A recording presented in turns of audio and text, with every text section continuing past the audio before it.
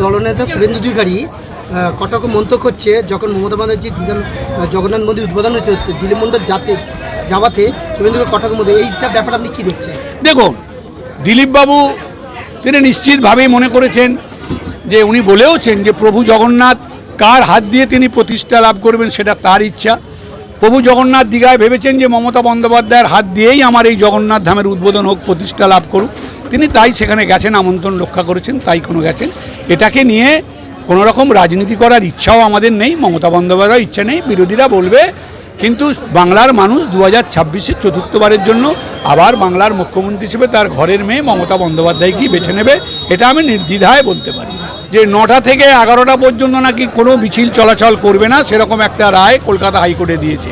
যে 9টা থেকে 11টা মানুষকে না বলার কথা মমতা বন্দ্যোপাধ্যায় যদি বলেন, মমতা বন্দ্যোপাধ্যায়ও পারবেন না, আমরাও পারবো না, আর মহামান্য হাইকোর্টের বিচারপতিও পারবেন না।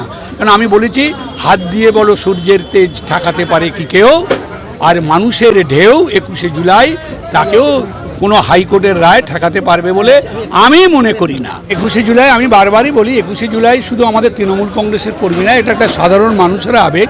সব মানুষ জানে, শুধু বাংলা তথা ভারতবর্ষের সব মানুষ জানে তাদের এই যে নাগরিকত্বের পরিচয়, এই যে সচিত্র পরিচয়পত্র, এটা 13 জন শহীদের, তরতাজা শহীদের রক্তে বিনিময়ে আমরা এই সচিত্র পরিচয়পত্র পেয়েছি।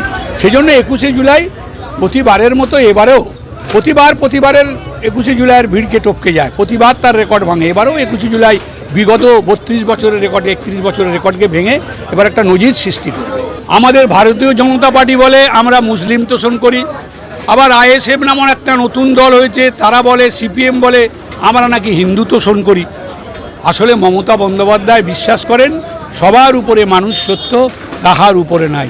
মমতা বন্দ্যোপাধ্যায় বিশ্বাস করেন বাংলার সম্প্রীতি, বাংলার কৃষ্টি, বাংলার সম্প্রীতিকে বই নিয়ে যাওয়ার ভার মমতা বন্দ্যোপাধ্যায়ের ওপর।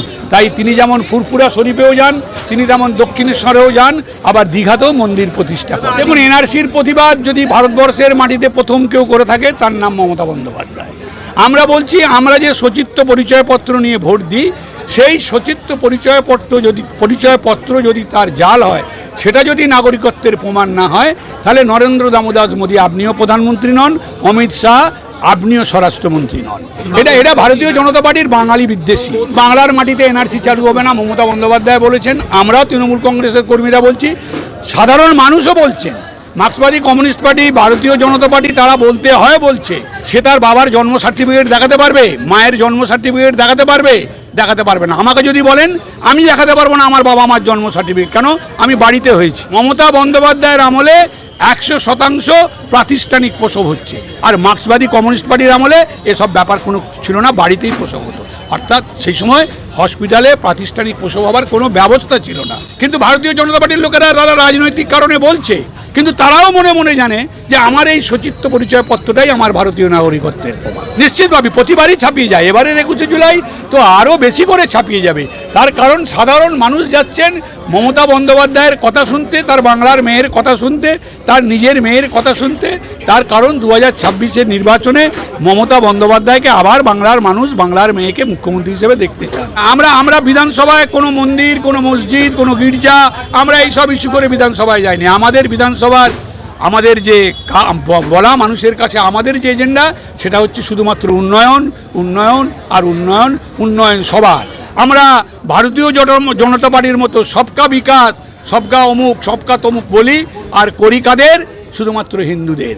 আর মমতা বন্দ্যোপাধ্যায় হিন্দু, মুসলিম, শিখ, ইসাই, খ্রিস্টান, জৈন সবার মুখ্যমন্ত্রী, মাননীয় মুখ্যমন্ত্রী মমতা বন্দ্যোপাধ্যায়।